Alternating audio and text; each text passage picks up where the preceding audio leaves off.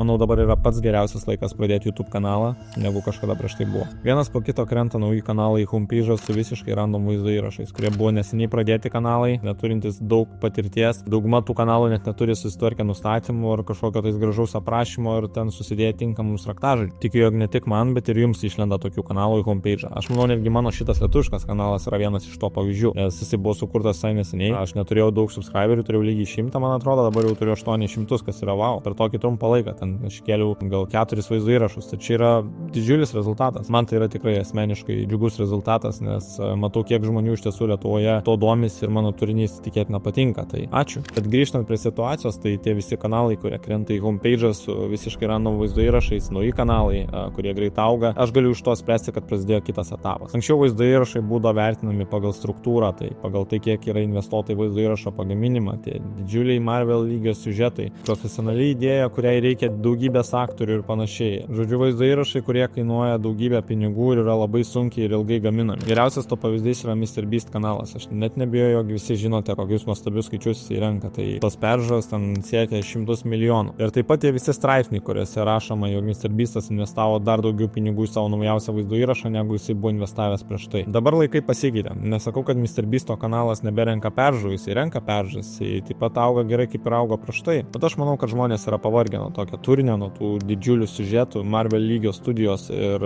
visų tų aktorių ir to profesionalaus lygio. Dabar dominuoja kita rinka. Dabar vaizdo įrašai yra trumpi ir aiškus ir kurie yra žiauriai paprastai padaryti ir labai paprastai perduoda žinią. Taip pat prie to prisideda AI. Ir aš taip pat manau, kad yra žmonių, kurie net nebeskiria turinio, kuris buvo pagamintas su AI, o kuris buvo pagamintas be AI. Tai didžiulio skirtumo net labai ir nebepamatysim, nes kuo toliau to AI programėlių atsiranda daugiau, jos tikrai viena už kitą yra geresnės. Tie patys voiceoveriai, anksčiau mes turėjome labai tokį banalų robotinį balsą, kurį galėjom pasidaryti ir be AI, tiesiog įvedinti internetą ten text to speech ar kažkas tokio ir mes gaudom tą kažkokį durną robotinį balsą, bet dabar mes turime tokias profesionalias programėlės ir galimybės kaip Eleven Labs, kur galime pasirinkti kokį tik norim balsą, ar mes norim balsų, kuris turėtų amerikietišką akcentą, ar jis turėtų australišką akcentą, ar jis iš vis turėtų būti anglų kalbos, gal mes norim kurti ispanišką kanalą ir panašiai. Tarkim, vienais netgi yra tokių nustatymų, kur tu gali reguliuoti emocionalumo lygį, tai kad tas, tarkim, balsas labiau išreikštų emocijas skaitant tą tekstą ir panašiai. Turiu labai vieną gerą pavyzdį, tai žmogus, kuriam yra 16 metų, sukūrė savo naują YouTube kanalą, jį paleido visai neseniai, jame yra įkelti gal, nežinau, 20 vaizdo įrašų, gal 25, dabar tiksliai nepasakysiu, jisai turi surinkęs virš 1 milijono peržiūrų ir virš 20 000 prenumeratorių, kas yra tikrai labai daug, kaip naujam kanalui ir aplamai tokių metų paauglių, kuris rado laiko, kada gali sukurti kanalą ir įkelti video ir ėmėsi tokių žingsnių, nes tam ne kiekvienas suranda ryžtą iš tiesų tokių metų. Tai jis buvo pakomentavęs mano praeitų vaizdo įrašų. Nusprendžiau su juo pabendrauti ir pasidomėti, kaip jisai pradėjo tą kanalą ir koks yra jo tikslas. Tai atsakymai buvo gan nuspėjami. Jis internete pasidomėjo apie galimus verslo modelius ir jam labiausiai patiko YouTube automation niša. Vaizdo įrašai greitai pagaminami, jam patinka galbūt tas visas stilius, tas YouTube'as, kad tu gali įkelt, kad tu gali iš to uždirbti. Tai visai smagu, kad jam tai patiko. Jisai mokėsi visko nuo nulio pats, jisai YouTube ir Google, reiškia, naudodamas tos visus internetinius šaltinius, jisai išmoko montuoti, jisai išmoko kurti viršelius, jisai išmoko, ką reiškia, sakykime, raktažodžiai, ką reiškia SEO ir panašiai. Tai yra gan sunkus kelias, bet tikrai įmanomas ir labai faina, kad kažkas aplamai pats išmoko viso to. Ir džiugu matyti, kad taip įmanoma, nes, kaip ir minėjau, ne kiekvienas aplamai gali imtis tokių veiksmų ir aplamai jo metų žmonių tikrai yra labai mažai, kurie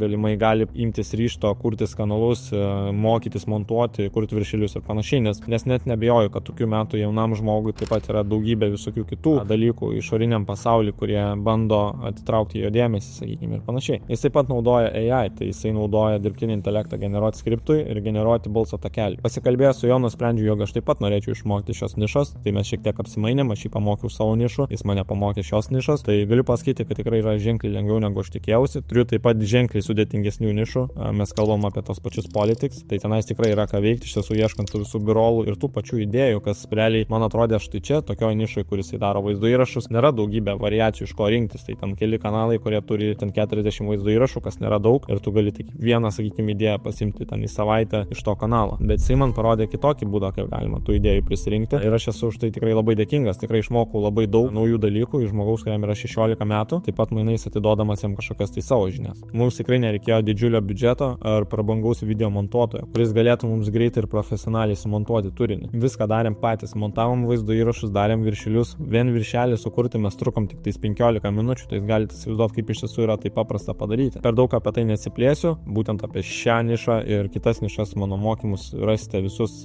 mano kurse. Daugiau apie tai esu parašęs aprašyme, bet ką aš noriu pasakyti, jog dabar yra tikrai geriausias laikas pradėti. Bet kokį video, kurį įkelsit, jums YouTube'as atskirs kažkokią tai savo auditorijos dalį. Svarbiausia yra laikytis dviejų taisyklių. Pirmiausia, neišsikelkite didelių lūkesčių, nes gali tek nusivilti. Turėjau daugybę pavyzdžių, kur žmonės ateina pas mane į mokymus ir jie labai skuba. Jie neturi visiškai kantrybės, jie nori čia ir dabar visko ir labai greitai. Dažniausiai gyvenimas tokius baudžia ir jūs tikrai net nebejoju, jog savo gyvenime esate turėję kažkokią tai panašią situaciją, jog per skubėjimą nukentėjo. Aš nesakau, jog jums reikia laukti metus ar 2 metus ir jūs turite išlikti kantrus visą tą laikotarpį. Mes kalbam apie 2 savaitės, max, bent 3, blogiausiu atveju mėnesį. Argi sunku tiek palaukti? Aš net nebejoju, jog tikrai įmanoma ir tikrai čia nėra kažkoks didžiulis laiko tarpas, kur jūs turite stengtis ir parodyti savo pastangas, jog esat kažko tai sverti ir ten, nežinau, gailėtumėtės, kad jūs tiek laiko išvaistėt. Čia tik mėnuo, jūs pabandėt, jūs bent jau dėjot pirmą žingsnį link kažkokio tai tikslo. Ypač tai labai rezonuoja šiuo metu, nes nauji metai, jūs turėtumėte išsikelti savo kažkokius tai naujus tikslus. Ir antra taisyklė, tai nenukrypkite nuo kelio. Jeigu išsirinkote nišą, tai tik tai nišą ir kelkite aktualius vaizdo įrašus. Ir taip pat neužmirškite šiek tiek SEO. Būtina aprašymas, būtina tie raktažodžiai. Nebūkite tie, kur sako, kad raktažodžių nereikia, nes